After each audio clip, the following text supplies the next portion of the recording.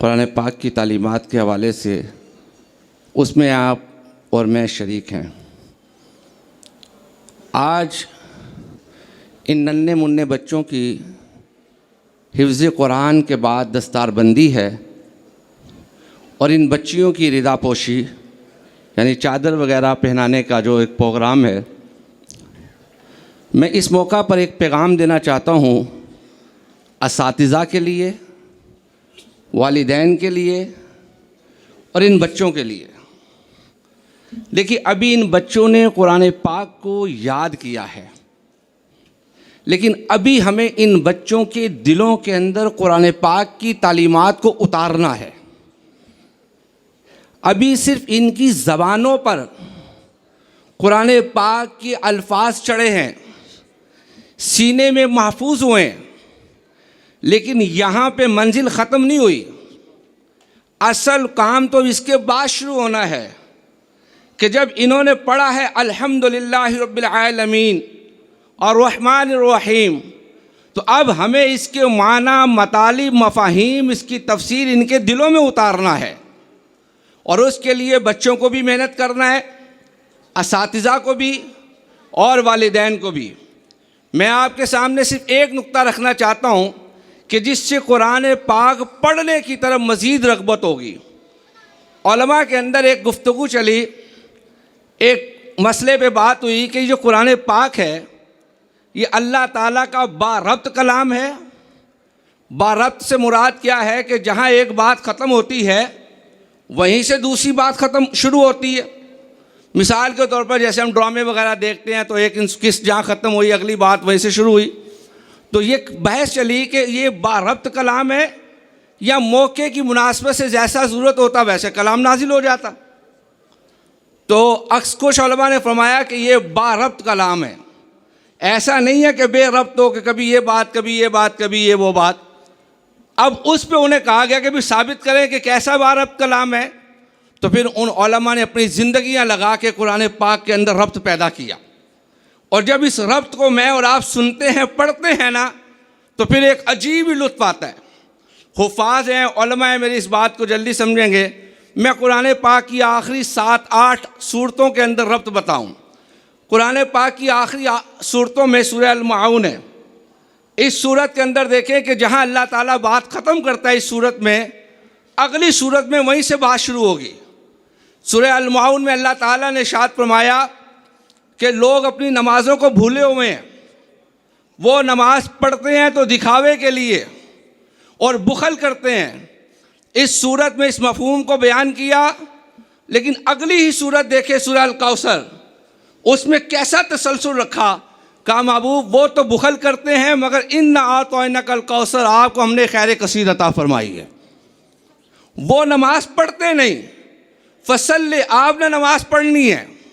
वो दिखावे के लिए पढ़ते हैं, आपने ली रब्बी का, अपने रब के लिए पढ़नी है। और इस सूरत को फिर ख़त्म कहाँ किया, इन्ना शानिया का हुवल अबतर, आपका दुश्मन नामुराद होगा। या अल्लाह वो दुश्मन कौन है? तो अगली ही सूरत में फरमाया कुल या अय्युहल काफिरून, या आपका दुश्मन ये काफिर है।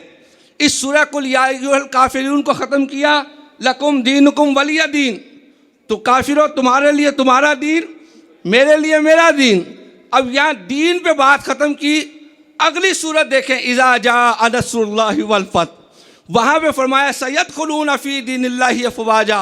कहा जब दीन दो हो गए, एक काफिरों का और एक नबी अलैहिस्सलाम का, तो गालिब कौन सा दीन आएगा? फरमाया दीन गालिब वही आएगा जिससे अल्लाह की मदद और फतह पहुँचेगी। इस सूरत को ख़त्म कहाँ किया, इन्नहु कान तव्वाबा, कि आप अल्लाह तबारक व तआला की बारगाह में रुजू कीजिए। मगर अगली सूरत देखें, किन का रुजू कबूल नहीं होगा, तब्बत यदा अबी लहबिन व तब। अब देखिए, अच्छा अब ये सारे इनामात क्यों दिए जा रहे हैं? आपको खैर कसीर दे दी गई, आपके दुश्मन को ख़त्म कर दिया गया, आपके दीन को गालिब कर दिया गया। क्यों? अगली सूरत में वजह बताई, या रसूलल्लाह ये सब इसलिए है कि आप ये ऐलान कर सकें, कुल हु अल्लाहु अहद अल्लाहुस समद लम यलिद वलम यूलद वलम यकुल लहु कुफुवन अहद।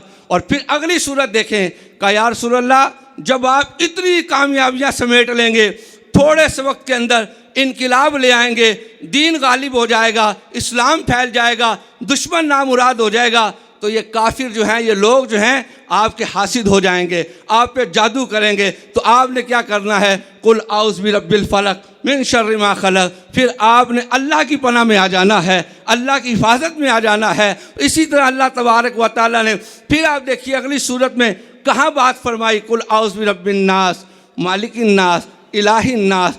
तीन बातें रब मालिक फरमाया, कुल आउज़ बिरब्बिन नास, यहाँ रब्बिन नास, मालिकिन नास, इलाहिन नास, और फिर पलट के आइए सूरह फातिहा में तो वही मफ़हूम मिलेगा।